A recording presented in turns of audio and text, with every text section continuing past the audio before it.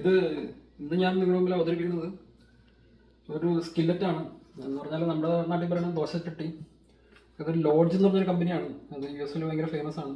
കാസ്റ്റാണ്. കണ്ടു കഴിഞ്ഞാൽ നമ്മുടെ നാട്ടിലെ പോലെ അല്ല, ഇപ്പോഴത്തെ ഈ റെയിൽവേ ട്രാക്കിൻ്റെ അവിടെ കിടക്കണം ഇരുമ്പ് പോലെ തന്നെ ഫീൽ ആകുന്നുണ്ട്.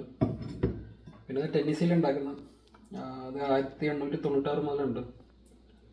പിന്നെ ഇവരുടെ ഇത് അമേരിക്കയിൽ ഉണ്ടാക്കിയാണ്. പിന്നെ ഇത് ഇവരുടെ ലെങ്ത് ഇതാണ്, ഡയമെൻഷൻ ഇതാണ് 8 ഇഞ്ച് 20.3 സെൻറ്റിമീറ്റർ. പിന്നെ ഇവർ സിലിക്കൺ ഹാൻഡ് ഹോൾഡർ ഇതിനിപ്പം കൊടുക്കുന്നുണ്ട്. എന്നുള്ളത് ഇതാണ് സാധനം. ഇത് നമ്മളതിങ്ങനെ എടുത്ത് ഇങ്ങനെ വെക്കും, ഇങ്ങനെ പിടിച്ചാണ് ആൾക്കാർ ചെയ്യുന്നത്, അപ്പോൾ ചൂടടിക്കില്ല. പിന്നെ ഇതിനെപ്പറ്റി പറയാനുള്ളതെന്ന് വെച്ചാൽ ഇവരുടെ വെബ്സൈറ്റ് ഉണ്ട്. ഇത്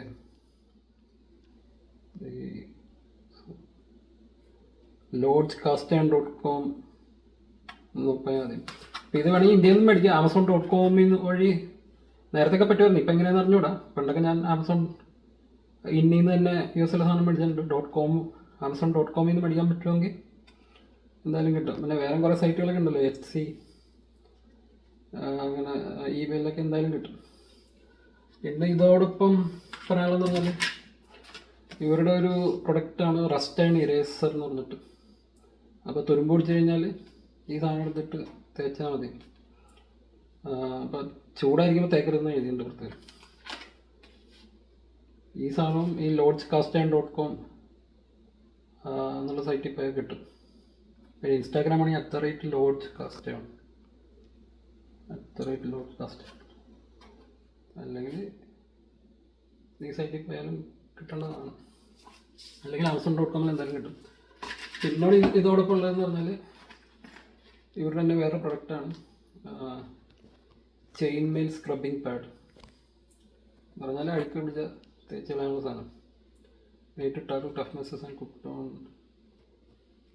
food when no other tool does the job. Seasoned cast.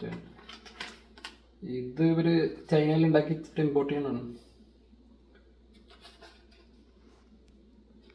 ഇതൊക്കെയാണ് ഹാൻഡിൽസ് സോഷ്യൽ മീഡിയ.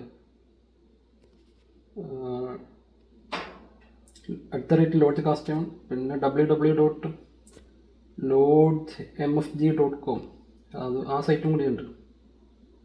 അതും കൂടി ആൾക്കാർ ശ്രദ്ധിച്ച് lodgemfg.com. Main site